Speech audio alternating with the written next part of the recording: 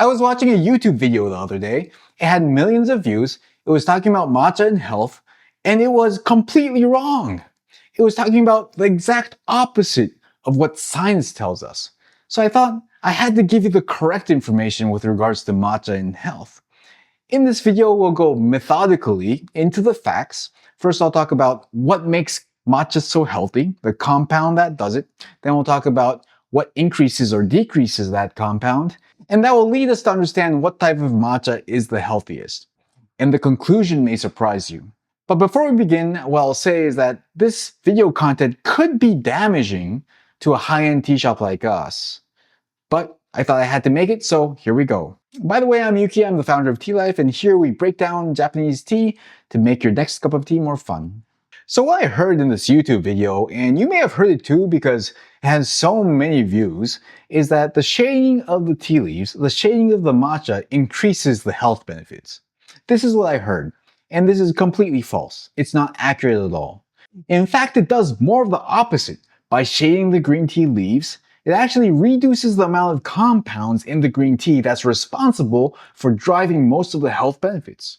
So what are we talking about here? In Japanese green tea, including matcha, the compound that drives most of the health benefits are the green tea catechins. Previously in this channel, we talked about EGCG. EGCG is short for epigallocatechin gallate, and this is a type of green tea catechin.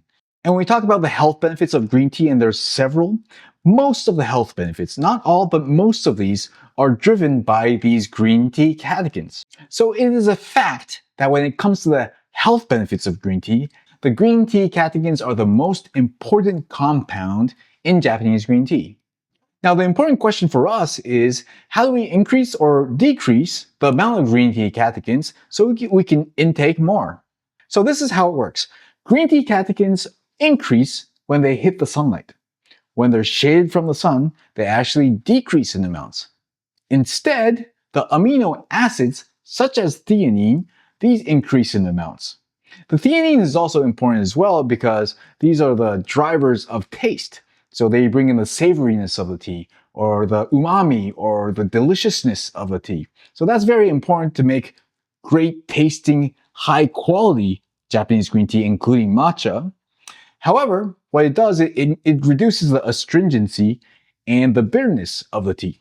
And where do these bitterness and astringency come from? These come from the green tea catechins that we just mentioned. Now, not to be mistaken, the amino acids are also healthy as well. However, they're not in the way that green tea catechins can really drive health benefits. So this is the truth. There's a trade-off between taste and health benefits.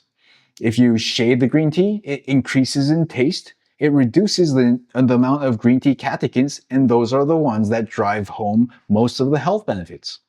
Now with that, let's talk about what type of matcha brings in the most health benefits. We just talked about the green tea catechins being the astringency and bitterness components. So the tea with higher bitterness, higher astringency, these would have more green tea catechins, hence healthier. On the other hand, if you have a matcha with high umami, delicious taste, it will just have less green tea catechins.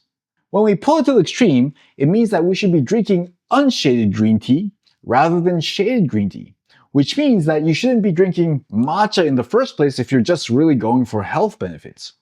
There's this green tea called ryokuchakona, and this is a direct translation of green tea powder.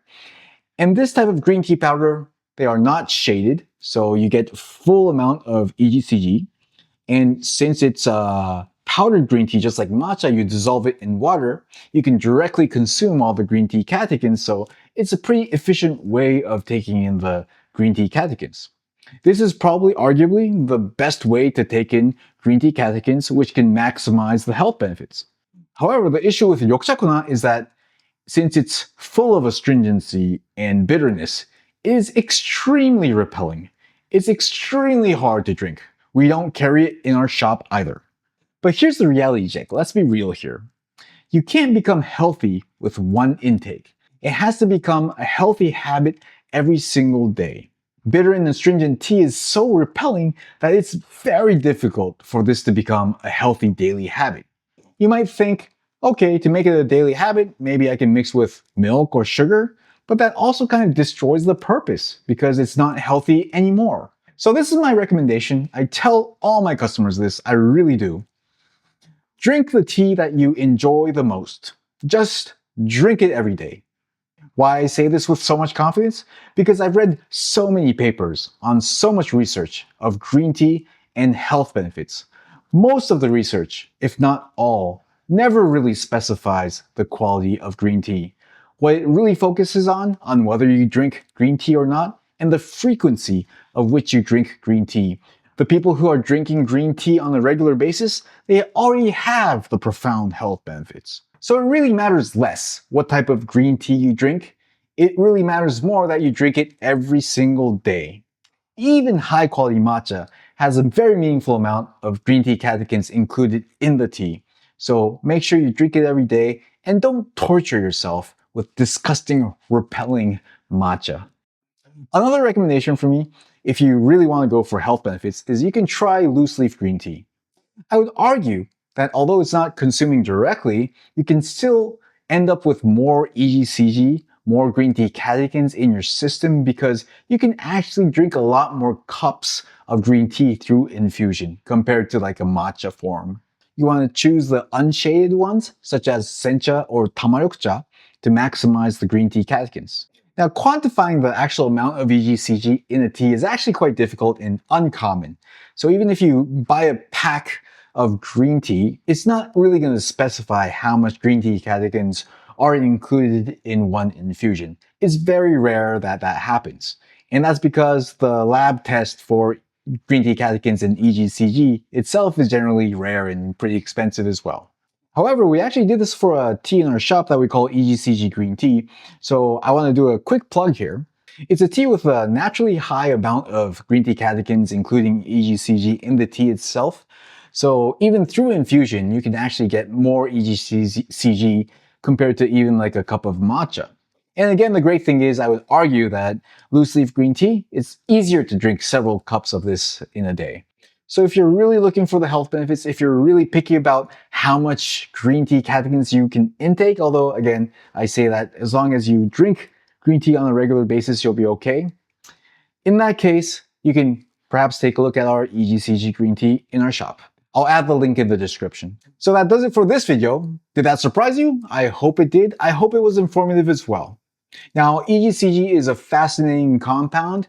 It really drives the health benefits of green tea, and that's the reason why Japanese green tea is said to be one of the healthiest drinks in the world. So if you want to learn more about this, you can click on this next video that I did recently.